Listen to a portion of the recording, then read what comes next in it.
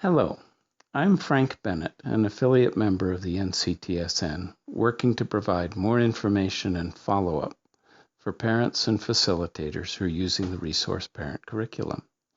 Today, I'm speaking with Heather Ford, the Supervisor of the Trauma Specialization Team of the Arizona Children's Association. Heather is going to talk to us about how they have spread the RPC through their agency and how they keep it on track. Thank you for taking your time with us today, Heather. Of course. Could you tell us about your agency and your position there? Sure. I work for Arizona's Children's Association. Arizona's Children's Association's mission is to protect children, empower youth, and strengthen families. They were founded in 1912 and are now one of the largest and oldest statewide child welfare and behavioral health nonprofit agencies in Arizona. We meet the needs of our local communities by providing foster care and adoption, behavioral health services, family preservation and reunification, kinship services, parenting education, and transitional youth services. I run the Trauma Specialization Team, so I'm a senior clinician as well as a program supervisor. Sounds like a very comprehensive agency that you work for. Yes, we do a lot. We do it all. Thank you. How did you learn about the RPC? So a colleague recommended the curriculum. At the time, we were starting a new trauma program for the agency, and he had looked at NCTSN on their website and had found it and thought that I would use it for our clients, and that's how simple it began. I just looked it over and fell in love with it. And did you make the decision to use it, or were other people involved? So I brought it to our agency to use, but because of our agency's involvement with NCTSN, it was kind of easy to implement at that time since we already had the connection. And then it became successful at the site that I was working at the time. So then other sites decided to use the curriculum as well. Great. And how are you using it now? So at this time, we have 6 behavioral health sites in Maricopa County that utilize the curriculum.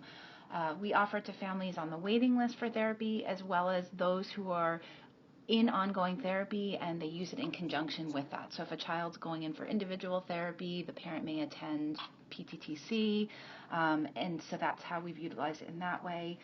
It's just been a helpful addition to traditional therapy to provide that psychoeducation in a safe group setting for the parents. And we also have found that if we offer an expressive arts group for the children who are enrolled in services, it becomes more successful that the parent attends the group as well as the child. Excellent. And you mentioned that you started it at your site and then other people picked it up. What do you think made it so attractive to so many staff members? I think that we started seeing some success with the curriculum, and that is what other staff members were seeing. And we were noticing that there were times that parents had come in and participated in the group, and then there was not a need for therapy anymore, or the need for therapy, it wasn't as intense of a need for therapy, so the child would finish or complete therapy sooner than without parents who had completed the curriculum. Okay. Can you tell us how you go about training staff? Sure. So we read the curriculum pretty well and realized that we needed to have master's level clinicians doing the training in addition to parents, which we haven't incorporated yet. But so we started offering training days. I've done the first 3 so far. When we get a large enough group of people who would like to run the course, we start a new training day. I start by doing like a trauma 101 for the group that I train, so that they get a little background on some of the psychoeducational piece of the curriculum, and then we go through each model and discuss some of the struggles we've experienced, and we use a lot of stories and visual displays that we've all incorporated into the curriculums to help parents with the material. Okay, and this is a complex curriculum. How do you make sure that people stay on track and continue to teach what you've trained them in? That's a very good question. That probably has been the most difficult part of keeping the curriculum to what it should be. We've recognized that at different sites, because of what different sites need or utilize for the curriculum. For example, some sites have more foster parents, some sites have more biological parents, some have a combination of all, kinship, biological, and foster. So different staff were doing the curriculum a little differently, which is okay for individuality, but I think in order to keep the curriculum to what it should be, we started holding some meetings probably every 2 to 3 months, where we have anyone who's facilitating the group come in and we start sharing what things are working, what things are not working, what we may have added, to make sure that everyone kind of is on the same track for giving the course. And are people pretty receptive to those meetings? We've had pretty good turnout, and those who can't come in person will try to attend via phone, just so that we can, because I think a lot of questions come up. I think there's been some struggles. As you know, the curriculum can trigger some emotions in group, and I think if you're not prepared to handle that, then it can be really a scary experience for those who facilitate the group. So I think I think most people who do have questions or struggles with the group have been receptive to coming into to these groups. Good.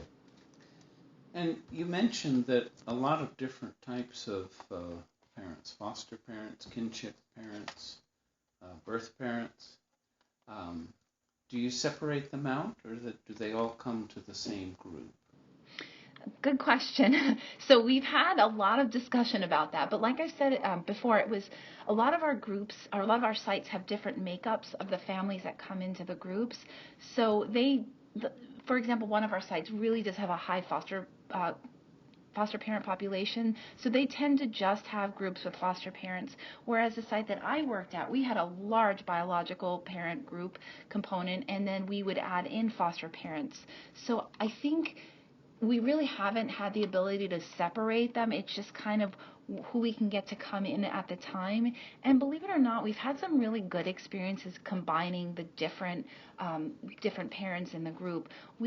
I've had experiences where we've had a biological parent in with a foster parent and thought that it might go the wrong way, but what happens is they wind up seeing each other's perspective on things, and it's been really helpful. So although we've thought about dividing up the group, I think the success we've had just combining everyone has been better, so we've kept it that way. That's very interesting. Mm-hmm. How has your attendance been for the groups? I think attendance has been the one issue we do struggle with. Some of our sites can get 10 to 12 parents in a group, while others struggle to keep maybe 3 to 4 in a group. So it really just depends on if we have a group running for the children at the time, if parents have some kind of child care. So that's kind of been the issue with attendance that we've noticed. So the co-occurring group for the kids is one way. Have there been anything else you've done to try to get parents to attend? We provide food as much as we can. Some of our clinicians will actually order pizza in, or bring snacks, or that really does entice sometimes for them, especially since some of our groups are at dinner time. So sure, if we bring some kind of food in, it helps for them to be able to come in then. So okay. Well, I've asked you a lot of questions. Is there anything else that you want to share that I haven't asked you about today? Not that I can think of. I love running this group. It's been my favorite, and I just am so happy to see some of the success that we've had and the insight that parents are able to come to by the end of the group, where in the beginning they start with, not having the ability to recognize some of the things that are going on for them, and by the end, when we've explained some of the biological component and the brain makeup, that they're able to have that insight and awareness, and it's really been powerful. So I really do love the group. Okay, and I love the fact that you've spread it throughout your agency, and that you picked it up off the website, which was we kind of threw it out there and hoped, and you've really made us think that at least in some cases that it worked really well. So thank you very much for your time. You're welcome. Okay. Thank you. All right, bye-bye. Bye-bye.